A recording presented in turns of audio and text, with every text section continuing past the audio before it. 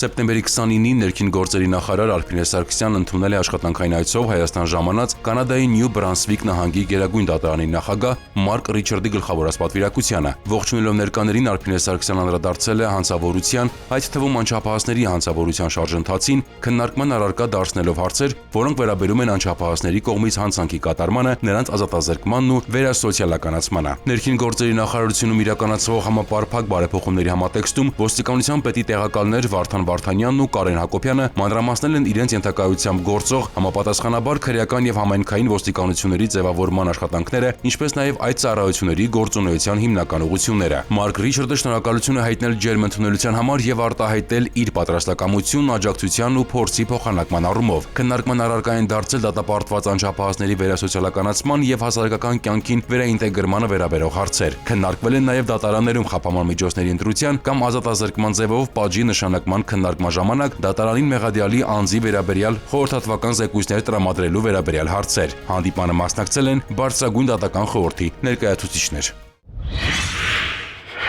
Սեպտեմբերի 18-ին համայնքային ոստիկանության Վաղարշապատի բաժնում ստացվել էր օպերատիվ տեղեկություն, որ մայրաքաղաքի բնակիչ 2 տղամարդ Էջմիածին քաղաքում գտնվող խանութներից կատարել են գողություններ։ Հետագա միջոցառումներով պարզվեց, որ նրանք սեպտեմբերի 10-ին գնումներ կատարելու պատրվակով մտել են Էջմիածնի Սոս Մանուկյան փողոցում գտնվող սուպերմարկետ եւ հափշտակել մոտ 150,000 դրամի ապրանք։ Իսկ այս դեպքից էլ րոպեներ անց տղամարդիկ մտել էին արդեն Էջմիածնի Բաղրամյան փողոցի սուպերմարկետ եւ նույն կերպ հափշտակել 50,000 դրամի ապրանք։ Սեպտեմբերի 18-ին ժամը 8:30-ին երևանցի 47-ամյա տղամարդը ձերբակալվեց Նորքի իր տանը, իսկ Նորքի բնակիչ 45-ամյա տղամարդը ժամը 9:25-ին մայրաքաղաքի Գարեգին Նժդեի փողոցում։ Կազմված փաստաթղթերի հետ երկուսն էլ ներկայացվեցին Վաղարշապատի քննչական բաժնին, նախաձեռնվեց քրեական վարույթ։ Հետագա միջոցառումներով բացահայտվեցին նաև նրանց կատարած այլ հափշտակություններ դարձյալ Էջմիածնում։ Մասնավորապես հափշտակել էին մի քանի 100,000 դրամի էլեկտրական գործիքներ ու դետալներ։ Երկուսն էլ տեղափոխվել են ձերբակալվածների պահման վայր, նախաքննությունը շարունակվում է։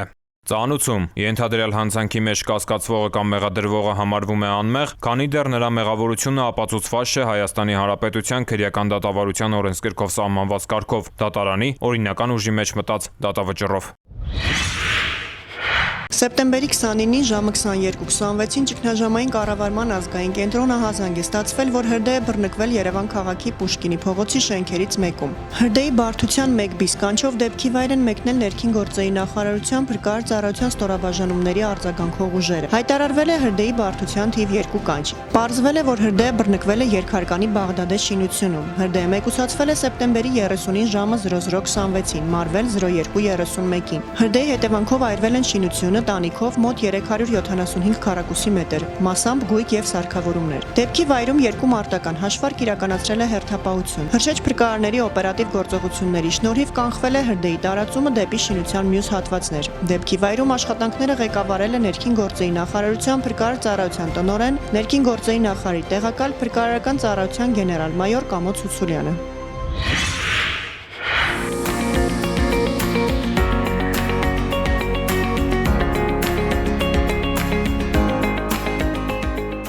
Համայնքների դիմակայունությունը սկսվում է բնակիչների պատրաստվածությունից։ Սեպտեմբերի 23-ին Վարդենիս համայնքի կուտ բնակավայրում փրկարարական ծառայողները, տեղական ինքնակառավարման մարմինների ներկայացուցիչները, միջազգային գործընկերներն ու բնակիչները համախմբել էին ջանքերը ամրապնդելու աղետներին արձագանքելու կարողություններն ու զարգացնելու հմտությունները։ Մշտապես իրականացվում են տարաբնույթ միջոցառումներ ուսումնավարությունների տեսքով տարբեր մակարդակների համար։ Ուսումնավարությունների նպատակը կայանում է հետևյալում, որ մասնակցող անձնակազմը, բնակչությունը մշտապես լինեն պատրաստ, մշտապես լինեն իրազեկված։ Հրամանատարաշտաբային ուսումնավարժության սցենարը հնարավորինս մոտ էր իրականությանը։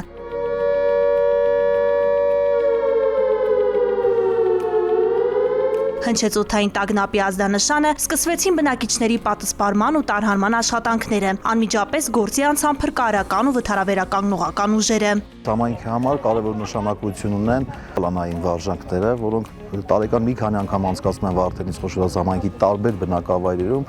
եւ ուզում եմ առանձնահատուկ շնորհակալություն հայտնել ներքին գործերի նախարարության փրկարար ծառայությանը նման միջոցառումներ կազմակերպելու համար։ Ուսումնավարժությունն ընդգրկում էր արտակարգ իրավիճակների ամբողջական շղթա։ Ըստ սցենարի վնասվել էին շենքշինություններ, այդ թվում դպրոցը, առաջացել էին հրդեհի օջախներ, կային արգելափակված քաղաքացիներ։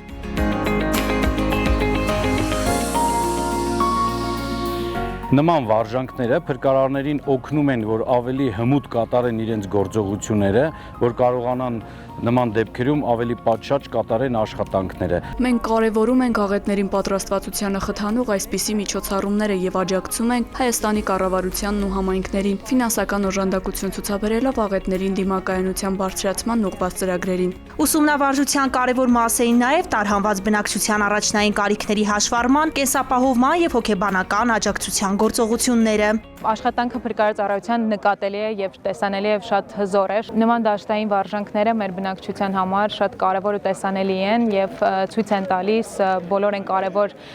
գործողություններ, որոնք պետք է իրականացվեն հենց արտակարգ իրավիճակի ժամանակ։ Նմանօրինակ ուսումնավարժությունները համայնքներում արձագանքման հմտություններն ու պատրաստվածությունը կատարելագործելու հնարավորություն են, ինչպես նաև տեղական ու միջազգային գործընկերների համագործակցության ամրապնդման առումով կարևոր հարթակ։ Փրկարար ծառայության առաքելությունը չափազանց կարևոր է։ Մենք աջակցում ենք փրկարար ծառայության ջանքերին համայնքների պատրաստվածությունը հզորացնելու գործում։ Այսպիսի ուսումնավարժությունները օգնում են մարդկանց պատրաստ լինել աղետներին, պաշտպանել իրենց եւ հարազատներին։ Ներքին գործերի նախարարությունը կարևորելով աղետներին դիմակայունության կարողությունների շարունակական զարգացումը առաջնային է համարում տարբեր մարզերում նմանօրինակ վարժանքների անցկացումը, որոնք խթանում են ուժեղ եւ դիմակայուն համայնքներ ունենալուն։ Կյանքն անգին է։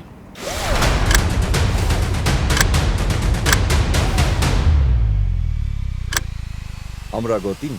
կյանքեր է փրկում։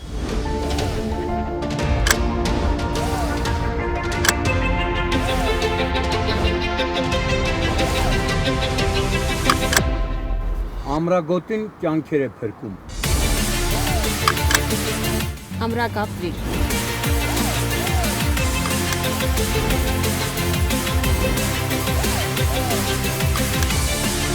Ամրագոտին կյանք է փրկում։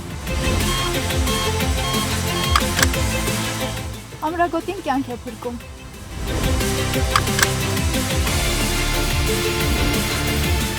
Ամրագոտին կյանք է փրկում։ Ամրագոտին Կյանք է փրկում։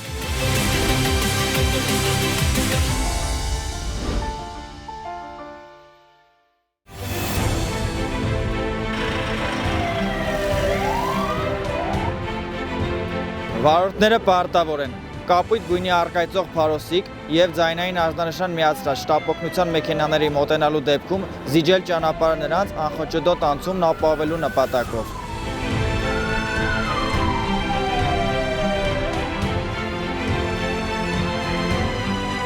Ճանապարհը չզիջելը առաջացնում է տուգանքի նշանակում նվազագույն աշխատավարձի 20 ապատիկի չափով 20,000 դրամ։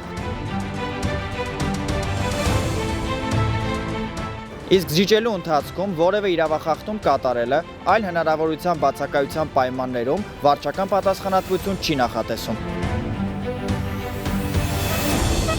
Զիջիր ճանապարհը, րոպեն կարող է կյանք արժենալ։